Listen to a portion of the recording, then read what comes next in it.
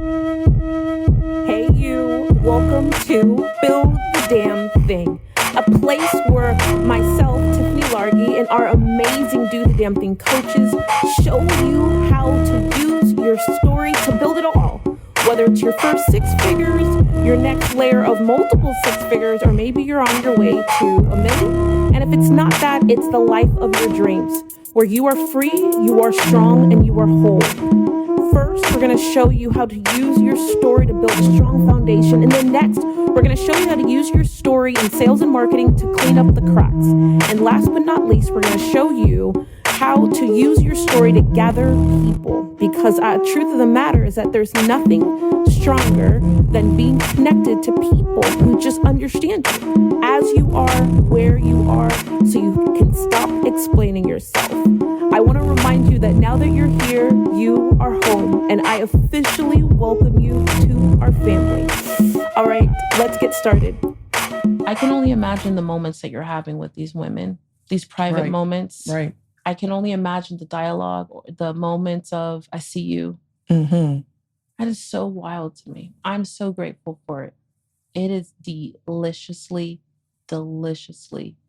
game changer. I did it to fit in. And and it's even hard for me to think through the fact that she goes all, like, think about this, the gravity of this, because different than my journey and probably most people, I'm going through people in my mind.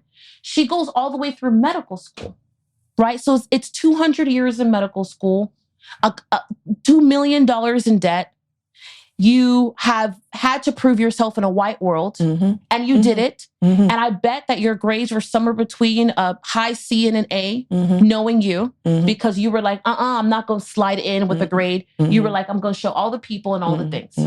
So you roll through the game with an A, you have the A, you begin to practice. I'm sure that you're feeding yourself, but I also believe that you're like, this is not it.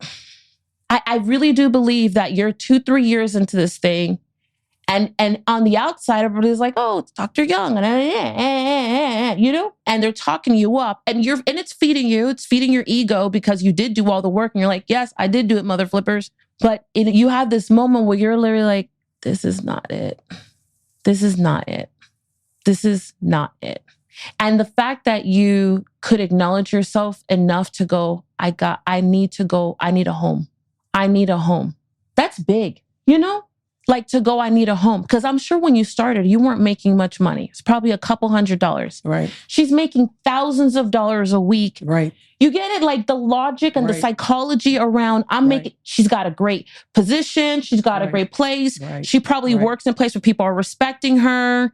Right. She don't have no drama there. Right. The patients are probably, "Oh, I love you, Dr. Young. You're so great." Right. But then she's like, "I'm going to go pick up this thing over there for a couple $100s.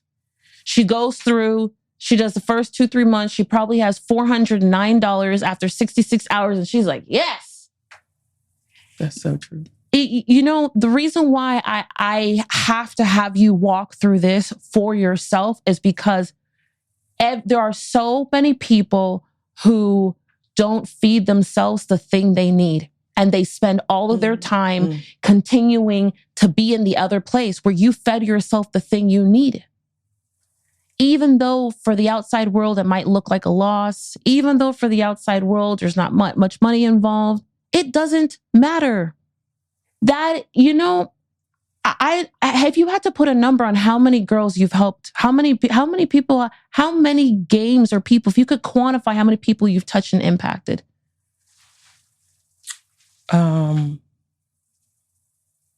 I would say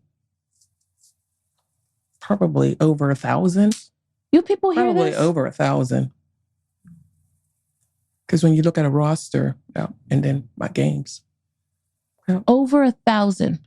And here it is, you're thinking about what legacy you did or did not. So this is the difference. Stay with me, because this is exactly what we talked about last night. And I need to make sure that everybody hears this, and I hope I say it right. So yesterday, you were really focused on, I got to make sure I'm left behind. There's a legacy behind this thing, because you don't want to be forgotten. And I'm going to get to this. But at the belly of not wanting to be forgotten we are like, you're like, well, I've been helping all these kids and doing all these things all this time. The only difference between the expert who has been doing all the things and the person who is not forgotten is them opening their mouths and telling the story of what they did. That's it. There is no difference. There is literally, under the Son of God, there is no difference between the person who's the Rockefeller and the person who has been doing all the things over here. The delusion is that the person feels that they've been doing all these things over here and someone's going to come see them and go, oh, you've been doing all the things. So you got known because you did all the things, and then all the people told all the other people. But I would bet my bottom dollar that Rockefeller spent some money tooting his own horn, getting papers to write about him himself. Because who else is going to tell our story if we don't tell the story? Because no one could tell it better than me. Like, people can see, like, the truth is that there's a lot of people who could probably come and see even my own story in this last 10 years, last 5 years, last 2 years, last 12 months. But the reality is that nobody knows how many nights I cried. Nobody knows. There's not another human's going to know but me. How much pain I had, what kind of pain I had, what I really had to go through. You know what I'm saying? So it's like, if I were to leave it to John, Mike, and Sam to tell my story or to acknowledge me and my story, then like they're going to tell pieces of it. But when I say no, I had 100 out of 169 days that I went to bed at 1 or 2 in the morning trying to figure it out, feeling lost and alone. That's it.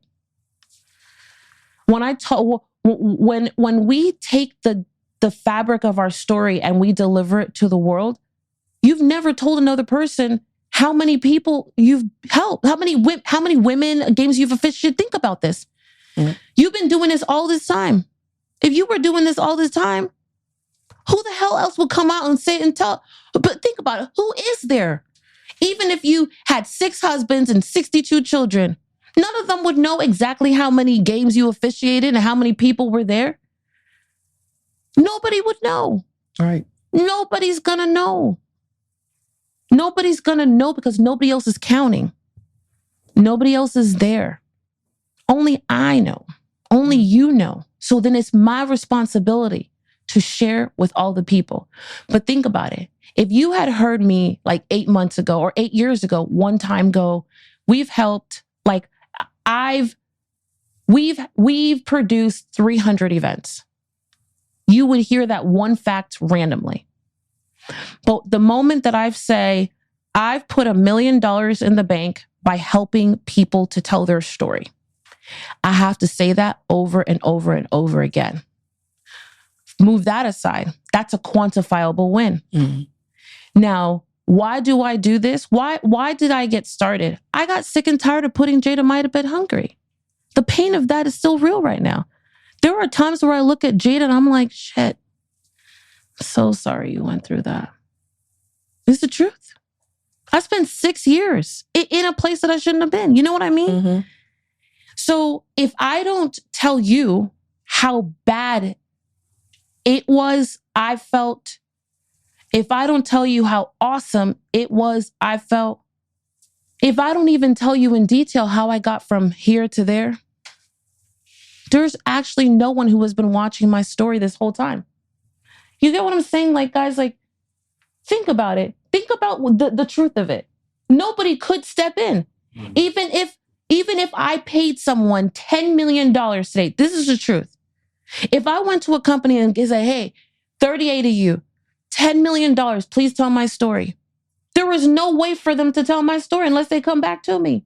Can I try? You know what? I'll do it for half. Matt's like 10 million. I'll do it for half. Matt's like, here's my PayPal. Here's my PayPal. Literally. And then he's like, cash app. That's true. Look at you've already done the thing that you're seeking. You actually have. And if we were to sit down and get some facts, get a piece of paper and count how many games you've gone to. That's data. It's facts. It's not my opinion. Right. It's not nobody's opinion or feeling. Right. I bet you it's like 22 games, 800 kids. There was that year you had 29 games. Right. And that's not even to talk about the people that you're also educating in these streets. You're doing classes. You're right. She teaching the classes for the people then. Yeah. You know that? She's teaching other people how to do the thing. So think about it. You don't actually need to do more to achieve the thing that you were after yesterday. Mm. In theory, if you stopped right now and you didn't do anything else, you've achieved the thing that you were after. The only reason why people are forgotten is because their story goes into the grave with them because they did not tell it. That is the only reason why people get forgotten, because the stories and their story goes into the grave and their mouths are sealed forever. If I died today, my story is going to live way past me. Because I've planted it in the heart of hundreds of thousands of people in person and millions of people over the last decade. So it's my responsibility, though, to keep talking. We've done 100 odd different things, webinars, masterclasses, night school, but I still, next week, I need to get in front of an audience and tell my story. I got to keep telling my story. I can't just tell it once. Everything you've done is because of the fact that you didn't fit in. Right. Like every move that you've made. And I think that we're together, we're seeing this pattern. Right. It was the want to fit in, the yearn to fit in, the need to fit in. Right. And that's a human thing, because every white guy, every black guy, every Chinese person, Asian, Indian, part-time Mexicans, all of them, they have a need to fit in. Right. So when you say it, it's not about being a black woman. When I get on camera, I'm like, I wanted to die. I really wanted to kill myself. And I thought about trying to figure out how to get this thing done. I know I'm talking to the human who has felt like, I just don't even matter. And I don't know the way out. It's a human plea. It's not a black plea. It's not a black woman plea. It's not a single mom plea. Right. So flipping this, the person who's waiting for you right now, they still don't feel like they fit in at this moment. And they never have. That's why we talked about the guy last night. That's why he don't have no kids. So true. Yeah. Yeah. That's why he goes 4 times a year to the gathering, show him face. Because he knows how to operate at a high level. Right. But he doesn't feel like he fits in. Right. Right. And she don't feel like she fits in. So you know where they decided to fit in? The same way you said, yo, I'm going to go run through this basketball game. They said, you know where I'm going to fit in? I'm going to fit in with money. And then they pursued that. But then once you get to the money place, you're like, oh shit, this shit is hollow up here. Oh God. Okay, but I'm here. I have a title. I got my law degree. I done put everybody in debt. I can elevate myself from everybody else and disappear from the world. No one gets to see either how much I drink, how sad I am, how lonely I am. I get to create facades and money will let me do that. So I'm not going to whip out the Rolex, but I'll let you see my $800 watch. I'm going to show up in my BMW because I can hide with these things. Right. And I'm going to hide long enough. But then we get to the other part of the thing that we talked about, which is there's only so much shit we can buy. And then you're like, oh, I have a problem. Because the loneliness or the I don't fit in, it swallows you. Emotionally, it swallows you, and no amount of money can fix that pain. And you can't pour any more money in that hole. I know, I've been there. You cannot, even if you wanted to. Your next responsibility is to keep talking about where you didn't fit in. The days, the hours, the minutes, where you didn't fit in. At home, with your brothers, the band, Well, the flags, In the class, all that Class. stuff that we just talked about. because it was everywhere you went. Which means that you probably there was something that you acquired or developed that allowed you to keep your head above the water as you didn't fit in. That thing, whatever that thing is that you did, is the product that you then sell. That's the solution. So for me, I felt alone. I needed community. Yesterday, I explained to you about night school's structure. Mm-hmm. Day one is to weed people out. Because I'm looking for like homies at all the price points. We're looking for people who we want to hang out with. There is not a person, am I wrong? There's not a person, Matt, that we have ever had anywhere that we wouldn't sit and have late night drinks with till 1 a.m. Mm-hmm. There's not one person in the last 3-4 years, I mean, no lie, that at any price point that we have sold to anything, I'm talking about like $39.99 to $39,000, that we would not all want to sit and drink with until 1 a.m. I can't think of one person. And so it's like, I created the thing to solve my own problem. What we're looking for is, what was the thing? You did a thing, and that thing is what you're going to be known for. I used my story like a cloak. I allowed my story to give me my confidence. I allowed my story to make it okay to be me. I allowed my story to be the reason why you should buy from me. I made my story the reason why you should be my friend, why you should come work for me, why you should partner with me, because it's kind of all I have. What's your thing? I believe the thing that really allowed me to stay above water, as I was sharing with Matt, I memorized a poem when I was a little girl. It says, "Don't quit." And I memorized that poem. And that was the one thing that I repeated over and over. Where most time in my closet, or someone tried to, speak negatively towards me or say that I couldn't do anything, it was that poem, "Don't How quit." often were you in your closet? I was in the closet, and it was only during the daytime because I was afraid of the dark, like the natural dark. I was always so afraid of the dark. How often were you in the closet? I would say minimum maybe once a week at least. I would just go into the closet. How old are you? I'm a little girl, maybe 7 or 8. I mean, I do remember that. I was little. What did the closet give you? Security. And I fit in. It was just me and whatever was in there. Clothes, my shoes. Your stuff. Yeah, my stuff. Right. Because on the outside, you didn't fit in. Didn't fit in. And at different chapters, moments, and days, different people made sure that you knew in some way, shape, form, figure that you didn't fit in. Right. And you didn't fit in because, are you willing to finish the sentence? If I can, I'll try. Mostly, let's see, probably some of it had to do with the fact that I had a different dad than my brothers. The other piece to it was I didn't look like my brothers, the same skin tone. Like my skin tone is light complected compared to their complexion. The third piece is because I had brothers, my best friends, although I didn't fit in, my best friends were boys. So then now the girls are jealous. So there's jealousy in there. And I think those are the biggest, probably top 3, 4 pieces as to why I felt as though I didn't really fit in. And what state am I in? Pennsylvania. Pennsylvania. Still Pennsylvania. Right. Mm-hmm. Safer if I'm lighter? Safer, more accepted if I'm lighter if skin? you're lighter? Me or just in general? I'm asking in general. I don't know because I didn't fit in. So I really didn't pay attention to. Did you want to be darker? That would have been nice, but I realized that probably didn't matter either because I got the first awakening of black, white when I went to a Catholic middle school in 6th grade when my best friend was white and her dad said, "Oh no, you can't talk to ends on the phone." So, yeah. Is race here elementary, middle, and high school? Yes.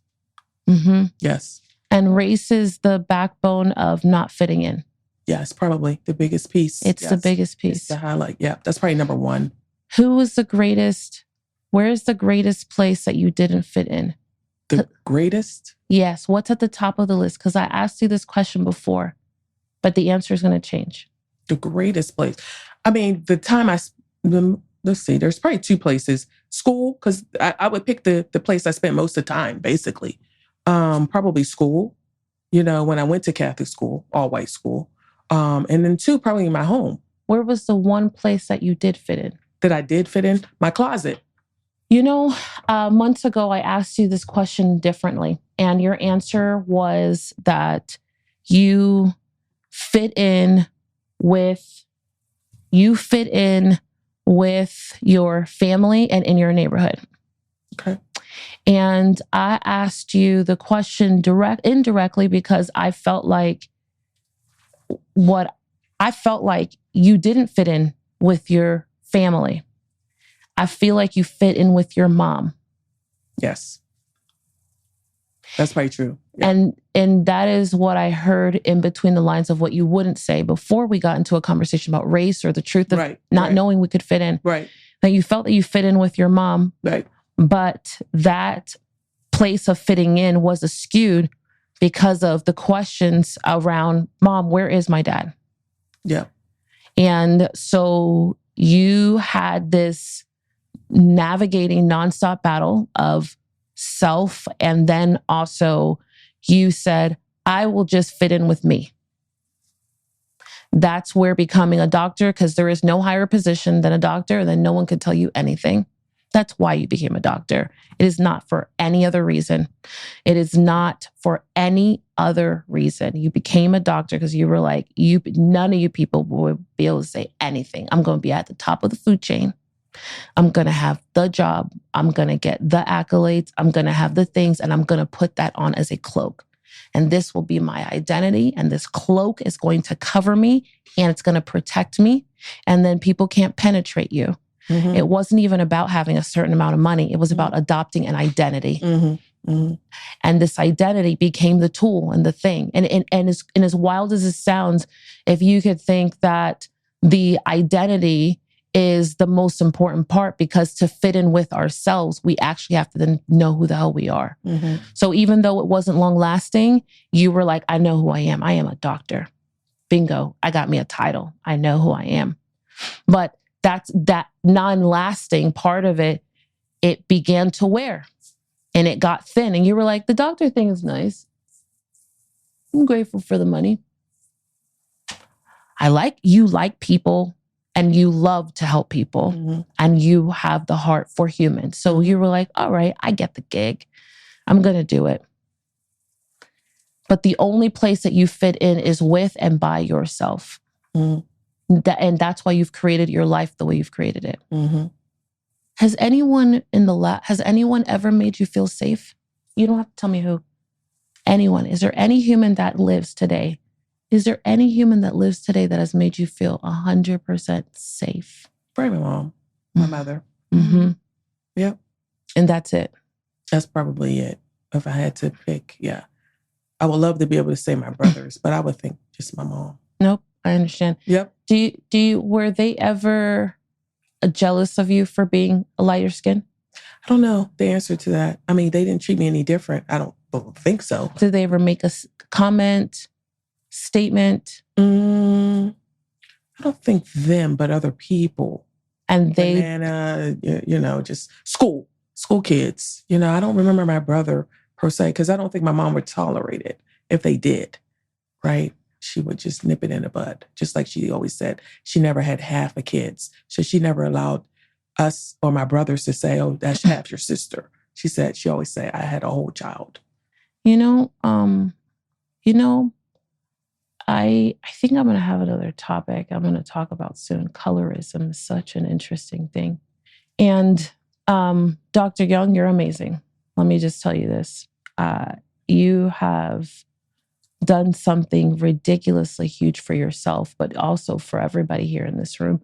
And more importantly, for me, the truth of how we satisfy our loneliness and our wanting to fit in, because it's not some people who need to fit in. I think the greatest lie is that some people of wealth, status, they give the illusion that there is no need to fit in, and they don't have that same need. And that what the human is lacking is money, which is why I talked about no interest in showcasing a Bentley behind me, because I know that every human was built to connect. That's what we're here for. And that's how we were built. Mm-hmm. And the more that we can do that, the stronger we are on this planet, and then we get to the thing we're meant to do. I love the fact that in the midst of that, you were like, and you pursued yourself in a silent way. And it was the thing for you. Mm-hmm. So imagine the next 12 months is not even about you doing anything new. It's literally talking nonstop until you have no more air about the things you've done.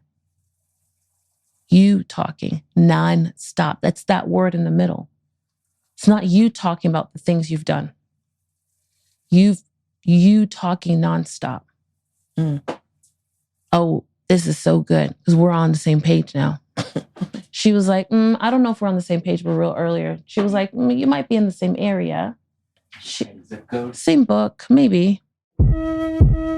I hope that episode was amazing for you and you are closer to building the damn thing. I can't wait to hear what your thoughts were, what part you loved, and the action that you're going to go take, because the truth of the matter is that the person who wins is not the person who gets there first. It's the person who takes action first. Now, I've got a gift for you, and it is at www.stracthustle.com. It is imperative that you run there and you see all types of goodies, starting with the 7 must-haves that you've got to put when telling your story. There is so much deliciousness awaiting for you. I would love nothing more than for you to go ahead and give us a thumbs up and a 5-star review on not just this episode, but this entire series of How Do You Build the Damn Thing. Like always, if there's anything that we can do to make your week, day, or month better, please let us know. And more importantly, I can't wait to see you live. Whether it's at Do the Damn Thing Live or in one of our communities, or maybe you're just hanging out with us on social media. What I know to be true is that I am meant to connect with you somewhere, and I can't wait for that day to happen. And more importantly, I can't wait to see what you build.